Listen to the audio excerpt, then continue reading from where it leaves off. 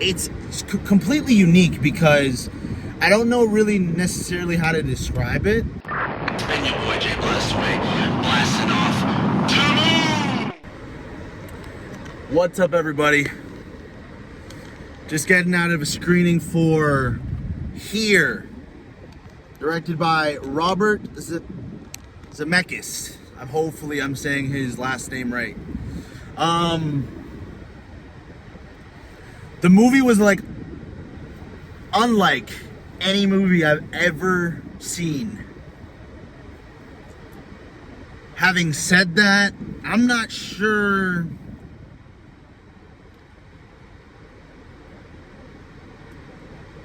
I'm not sure I liked it as a whole.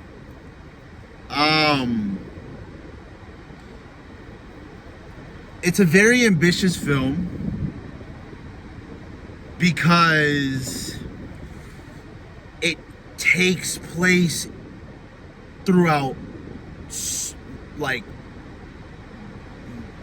so many different time periods in life with that specific plot of land. When the meteor came and wiped out the dinosaurs, colonial times, Native American times, the 50s, the 40s, the 60s, the 70s, the 80s, the early 2000s. But in doing that,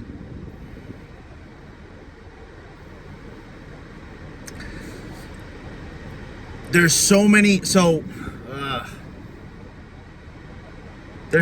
different characters, and I don't feel like the movie does every character justice to where you begin to care for the characters, if that makes any sense. I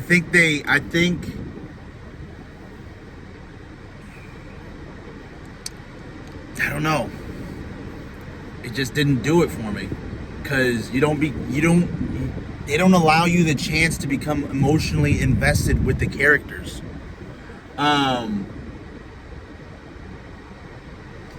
Again, the camera style, for example, like try to imagine that the camera throughout, I'd say 85% of the movie is fixated on a plot of land, and you see that plot of land throughout, like I said, all these different time periods of the world. So you see the dinosaurs you see the dinosaurs running, you see the meteor hit, you see the construction of the house that most of the movie takes place in, you see you see Native Americans hunting animals, you see animals like just like jotting or like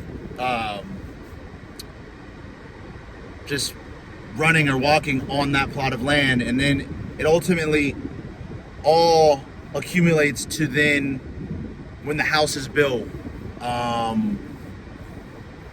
the different couples that lived in there. You got the couple, you got the guy and his wife who invented the recliner living there. You got an old aviating pilot. I don't know if that's even the right terminology, but an old pilot from like, I don't even know what, either like the 40s,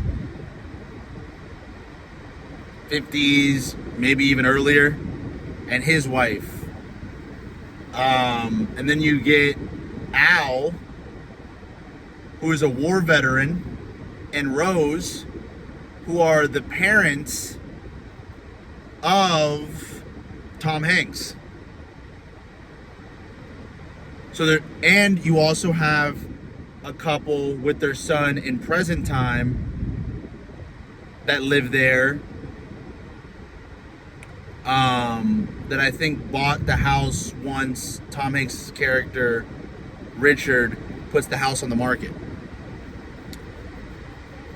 Now there's some again, unique because you're following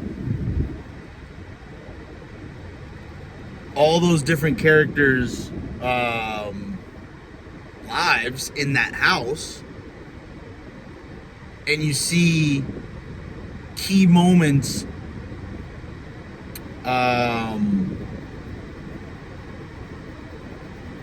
in their lives, and that plot of land ends up being a historic site for Native American artifacts or fossils, but also the plot of land across the street from William Franklin's house, who is the son of Benjamin Franklin.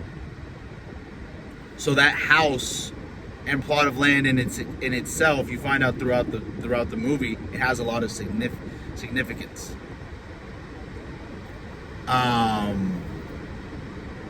And then another main part of the storyline is seeing Tom Hanks grow up in that home, then, you know, bringing his girlfriend over, who then becomes his wife, who has never liked that house in the first place, got pregnant at an early age, and you see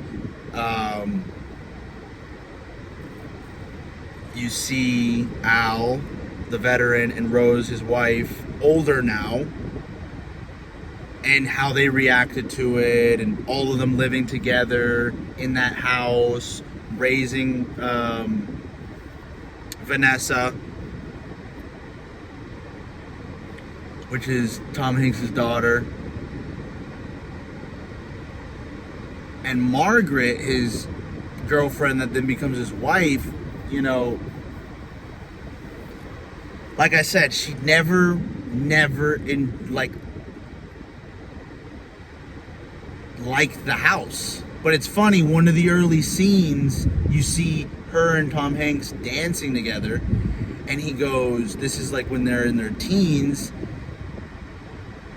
he goes, you know, you could spend the rest of the night here.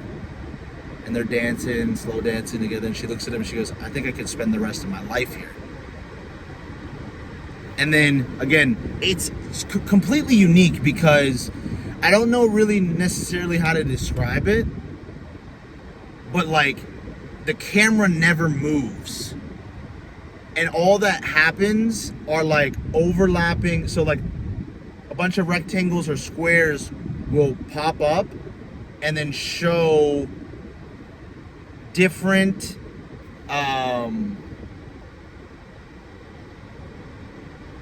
it'll like mesh between all these different stories cohesively throughout the whole film. So like, you'll see the living room when Tom Hanks and his family are there, and then you'll get a square and you'll see what this specific part of the shot would have looked like when the Native Americans are there, or when the colonists were there, and it transitions. So it's unique transitioning. But my thing is, I think there's too many stories that they're trying to tackle at once that it becomes somewhat of overwhelming, or you don't have enough time to invest or feel the emotion.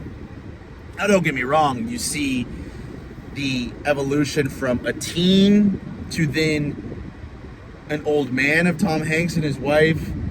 So it's like, you want to, they're like key moments. You see Vanessa, their daughter, grow up, and, you know, as a kid,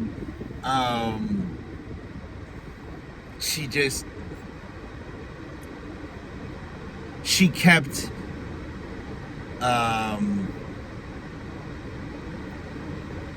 Tom and Margaret pretty much, or Richard and Margaret's relationship kind of intact. Once she leaves the house, once his parents are out of the house, and mind you, there's things that happen there with like his mom having a stroke there.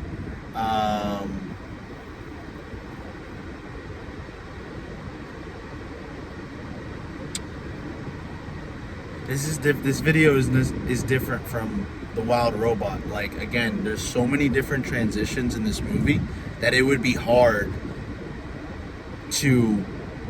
It would genuinely be difficult for me to take you scene by scene or act by act, because it transitions from all these different stories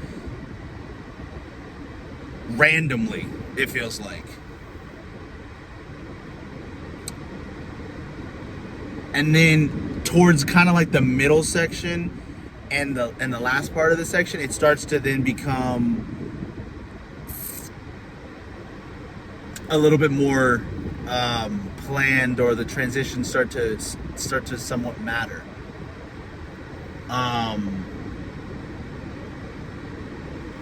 The dynamic between Tom Hanks and his wife evolves over time, because she did, like, when they were slow dancing, she made that comment, but she had dreams, especially as they were raising a kid, which I can kind of understand, that she just wanted to get their own place as a family. She felt like the family needed their own place to grow, to live, and she felt claustrophobic being in a house with her in-laws, with her husband, and so there's an evolution there, because their relationship, when Vanessa becomes of age and goes off to do her own things,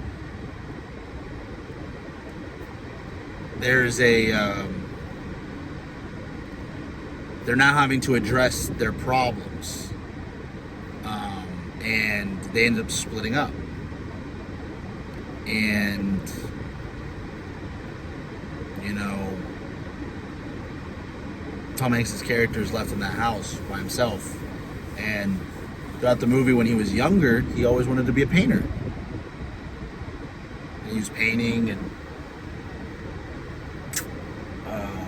you know, when he was a very young boy, his father, you know, was a war veteran and heavy drinker. And he would see him like do sketches in the living room and stuff, and then he would be like, "Oh yeah," kind of discouraging him, like, "Oh yeah, that's gonna bring in some money. Do something that'll get you, get an actual job, really."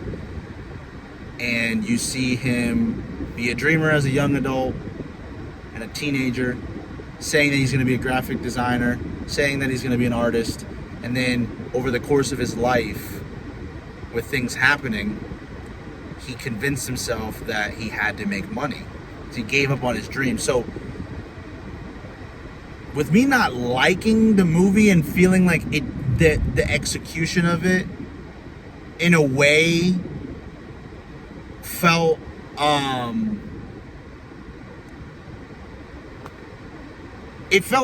here's the best way to put it. It felt so, the ambition of the project felt so overwhelming that the deliverance of the movie and the messages felt underwhelming, because there are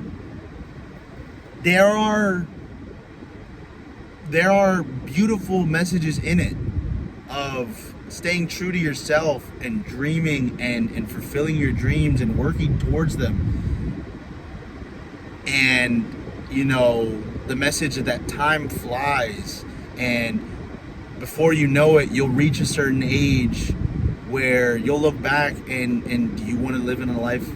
Do you want to live a life of regret, or do you want to live a life and look back and be like, wow, I really set out to do a lot of things and I ended up doing them. And it's sad because those specific characters in the movie, they reach their old age and they look back and they're kind of upset with where they are once they get older, feeling like they didn't do what they wanted to do. And, you know, when Tom Hanks is by himself in that house, wife just left him.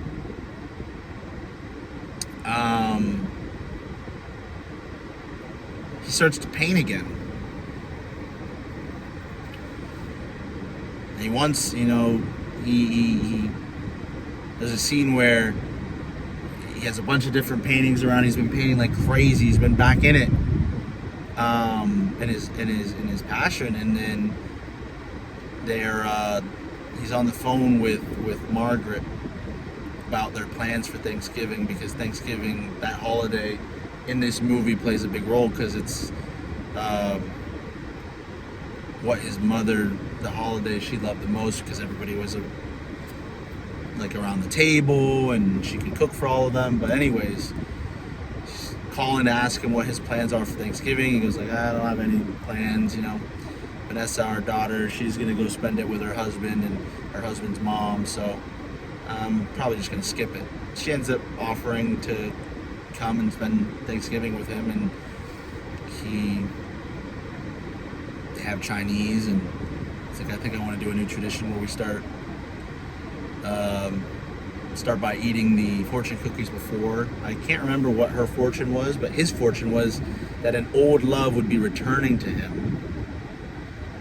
And at this point, they've already been split up for who knows how long, because it's hard to there's nothing tangible that tells you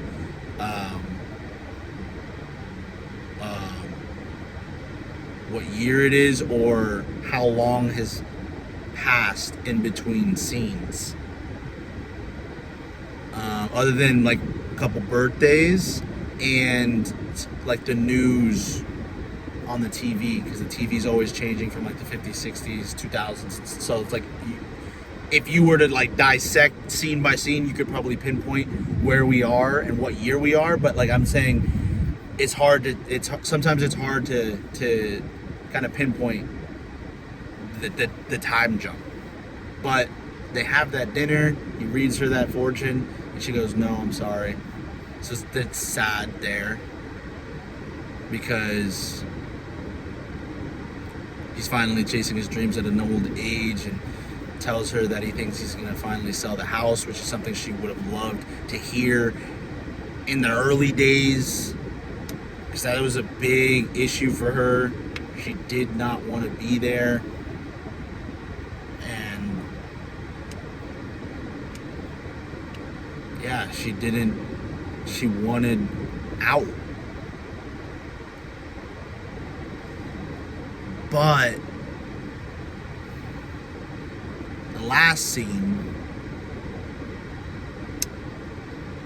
they're of really old age. And I think because the movie starts off with all that about the dinosaurs and stuff, but then it shows Tom Hanks really old, putting like within that house emptied, and you know, thanking the realtor, and he places 2 chairs there. And then you don't see that scene until the very end, where he brings Margaret, who is now, I would assume, has dementia, because she's forgotten everything. And there's little signs of that in other scenes where she talks about, you know, I was on my way here and I forgot where here was. Or, you know, I was picking up Chinese for our Thanksgiving dinner and I forgot why I was doing that. So there's little signs and hints. Then she gets to the house and he's talking, and they're sitting in those 2 chairs, and he's talking in length about how many memories they have in the house. And she's like, I don't remember. He's talking about his daughter, and she says, oh, I remember. But then she starts to say Vanessa, and she talks about a scene, or he talks about a moment that you see earlier on in the movie where Vanessa, their daughter, lost a ribbon. And she was devastated about it. It was just like a prized ribbon, like a blue ribbon that she would have won at school for, I can't remember what. Then it time jumps and she finds it in between the couch, and that was a big thing for her. So with them being like two old people sitting there, she's forgotten basically everything about her life. But when he starts talking about that story, things start to click. She starts to remember. She's like, oh yeah, I remember. And she starts getting teary-eyed and speaks about how, starts to speak in detail about the Blue Ribbon story and all that. And then at the very end, the camera starts to move and starts to focus on her face, because she then speaks out and says, I love it here. And then it pans out from inside the house, and mind you, we've always looked, the camera, it was almost like the camera was set and it time lapsed through millions of years from the dawn of the dinosaurs all the way to like COVID, even past that, like all in between, and it time jumps different key parts of history. So when it pans out, you're seeing the house we've been in basically the whole time, and it pans all the way out and you see the other like houses around it. And the symbolism there is that, I think, that Margaret, and I wish I knew her name before I started this video, but like the actress's name, I'm blanking of any other projects I might have known her from. She spent her she started off by being brought into that house, dancing with Tom Hanks and saying, I could spend the rest of my life here. She spends the rest of her life there, but in that time is so focused on leaving, on getting their own spot, that she doesn't understand how valuable that home has become to her and her history and who she is, that it takes her at the very end, after forgetting everything, to realize how special that house is, because it's almost like a living reel of all the important moments in her life, from when she met her husband to when she had her daughter to when she found her mother-in-law having a stroke, to when she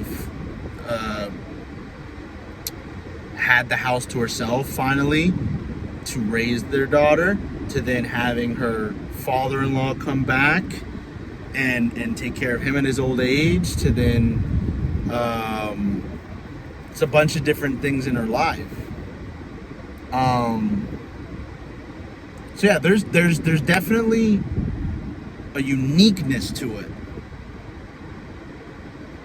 because like I said, I've never seen a movie like that, but I don't feel like it delivered for me personally the way it should have.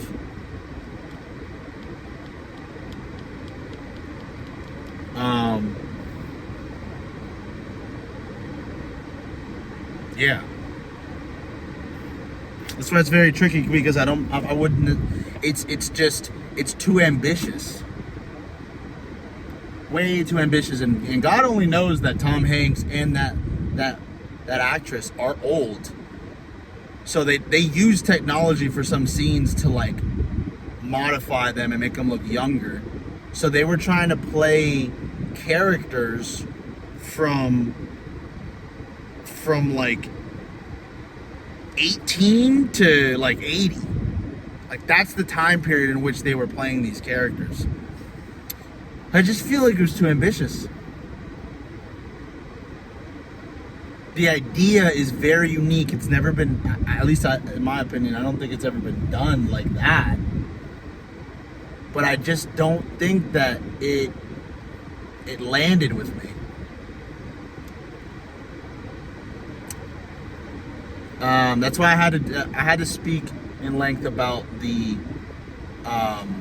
transitions, the camera work, because that is very unique. Like, again, that is something that is, like, I would say is good and cool. I've never seen a movie where the camera literally does not move. The characters just kind of walk into frame. Like, it's just one frame the whole movie, but time passes in that one frame. I've never seen a movie like that. And other than documentaries, I haven't seen really, like, I mean, it was like a somewhat of like a time lapse of history in that one frame. But I just think there was too many characters, too many stories, and it was too much. It was too much. But I didn't even spoiler warning you guys at the beginning of this. Oh gosh. Oh gosh. I apologize. But I don't, and I hate to say this, I don't think that a lot of people will be watching that movie in the theaters. So if I have spoiled the movie for you and you were looking forward to watching it, I do apologize. I got to be better at that, to preface that at the very beginning. But yeah, let me know what you guys think. Really, I would love to hear from people who have heard that movie and maybe are watch this review and disagree with me. Or if you have different opinions, or maybe if I just didn't understand it. That could be it.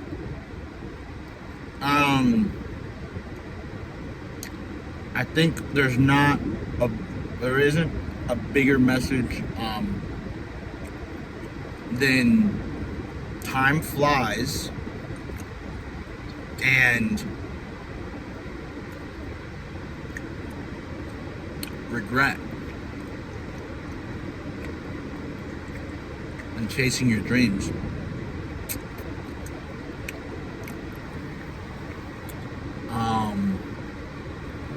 And before you know it, you'll be old.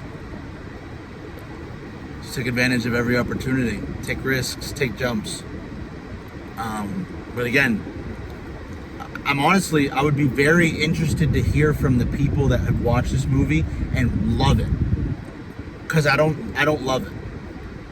I think there were good moments, but I don't think overall it was a good film. Yeah, I think I can say that.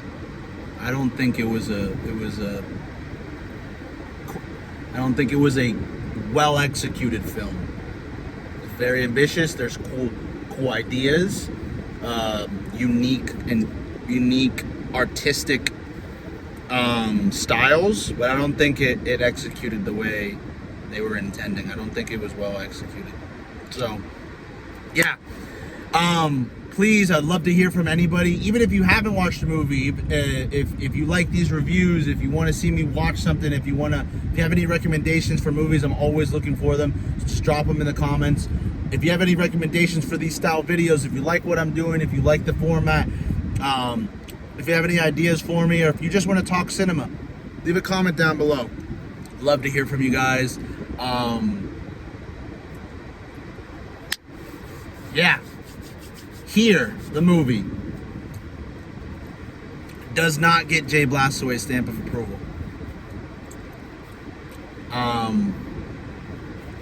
That's okay. Not every movie will. That's okay. Like I said, there are good things about it, but it doesn't get my approval. It doesn't get my stamp. But yeah, NASA, love y'all. Appreciate y'all. Drop a like, drop a comment, subscribe. It's been your boy, Jay Blastaway. Blasting off. To the moon! God damn.